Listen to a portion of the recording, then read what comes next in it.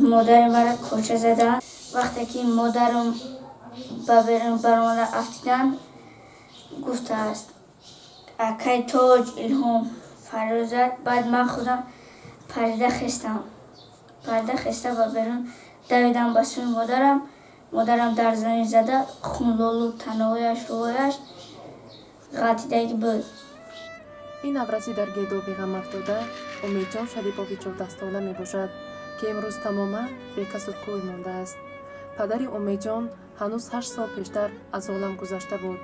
یک هفته پیش باشد مادرش جمیله واحدова را در پشت دری خانه‌شان بیرحمانه به قتل رسانیدند. کارمندان مقامات حفظ حقوق امیده غفورова را همچون گمانبر در کشتار جمیله واحدоваи 42 ساله دستگیر نمودند. در خبری رسمی وزارت کارهای داخلی تاجیکستان گفته می شود که امیده غفورова از روی خصومت شخصی جمیله واحدова را در درآمدگاه بینی استقامتیش کار زده است. بین یک دختر 25 ساله و زن 42 ساله چی خصومت و دشمنی وجود داشت که باعث کشتار بیرحمانه گشت. گمانبر و مرحوم پیشتر همدیگر را می شناختند. شاهدان حادثه درباره این کشتار بیرحمانه چی ها می گویند؟ برای به این سوال ها پاسخ گرفتن ما به ناحیه یاوان سفر کرده با پیوندان و همسایه های مرحوم جمیله واحدова هم صحبت گشتیم. شما بر مرحوم چی میشید؟ پاشم این حادثه ساعت 10 و 11 دیگه بچم ای کورمو بخورم ساعت 4 ایسریده بعد مرا گفتن که خوردم خیش یک کورد که اومد زدن خانه کورو خانهش در بگیر بچه خار که اینجوری ای دستی مو چیوم این همه خیلی کرد گاز سیرش فوش نداد سیر دلش دادری دلش جوش کرد خس برا به یک کس کم نزد 5 وقت نماز شد که روزش هر روز دوشنبه پنجشنبه روزش تر نمیکرد نمیدونم چی گپ شد نشید کار که اومدن کشتن وحشیانه. همین نفر رفت آمد داشت با شما با خواهرتون میدونید؟ نه بچم نه خاطر ای کجا میدونم بچم من نمیدونم او خاطر این همه خیانتکار همه اومدن این همه وحشیانه در پشت این همه در ساعت 10 و 11 ساعت 12 این همه جانش برومد ساعت 4 ایسری و چیش آوردن بردشه. امید جان یکان بار زن خونتون اومدگی بود؟ 12 دکمبر روزی توی بود اومده بود. روزی توی کی بود؟ توی همسایمون تاج. خونه شما اومده بودن همون زن؟ نه خونه همسایمون تاج اومده بود. بعد هنسیفرونی همون دختر در خونه موکل تاجی گفت برم پیشینن. مادر محله گفت دسترخوان سوز کردن اومد شیش اول بعد همون دخترم اومده شیشته بود. یک مرتبه او رو دیده؟ دیگر نامده بود خونه؟ نه. Дети без мамы остались. Папа у них давно умер у них. Вот, она пенсию бедно получала. Работал, дети работали, на хлопке работали, девочка тоже. Она тоже на хлопке работала. Вот соседи, у кого работа, они скажут. Хорошая женщина была, плохая не была. Кто виноват, пускай наказывает.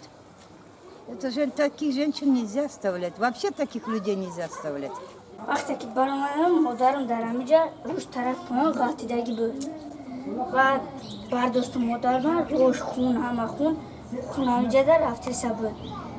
بود 2 3 بار مادرم قپیدم همیشه داد زدم اومدم نمی خرابای موندگی به در همینجا هم خیلی گرفتم و دویدم روی اچم شستم خرابای را در این همینجا موندم ما برآمدن در اپه بنفشه هوایم قطعی برآمد. بعد اومدن خراب قطعی و چون در نسل کبار کردن بودم.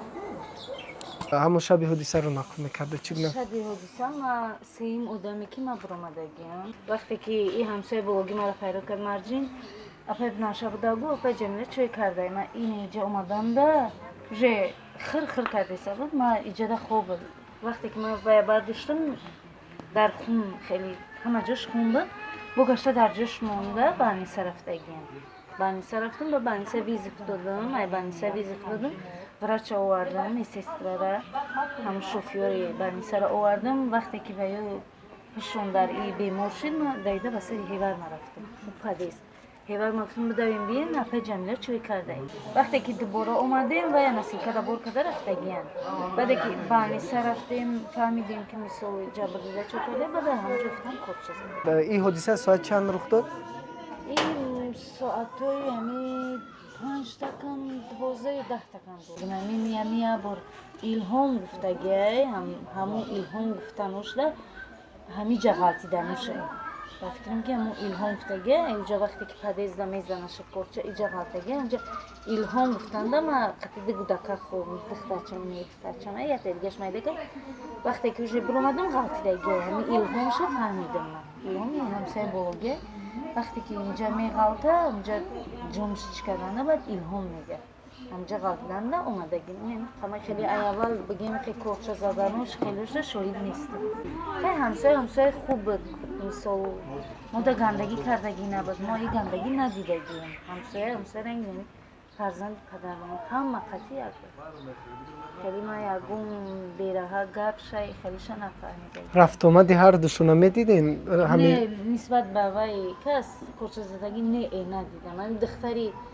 خیش تبورانه یکو معرکه میکردیم میومد خیلی بهوده من قطعی رفت اومد چه گپ زنی شد دیگه نیست روزای اخیر مناسبت همین نفر که وفات کرد با شما مثلا همسایه ها چگونه بود؟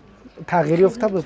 در 3 روز اخیر خیلی رنگی مایوس بود خیلی بود که خیلی بی نستری میبود یعنی درونی دیلش چی گپی داشت خیلی موقتی سوز بود نگه سیری دیل نگفت موده همه وقت مثل ما را یکون کس غم میکنم هم خیلی پلاژین درون همه سیری دیلش در درونی بود نزدیکان جمیله بدون ثبت ویدیویی به ما گفتند که گویا امیده با جن جمیله مناسبت‌های عاشقانه داشته است. جمیله گویا به پسر اپش گفته باشد که این دختر را به زنی نگیر که دختری چندان خوب نیست. همین یک سخن باعث قصد گرفتن امیده و کشتار بیرحمانه جمیله به دست عروسی جنش گشته است.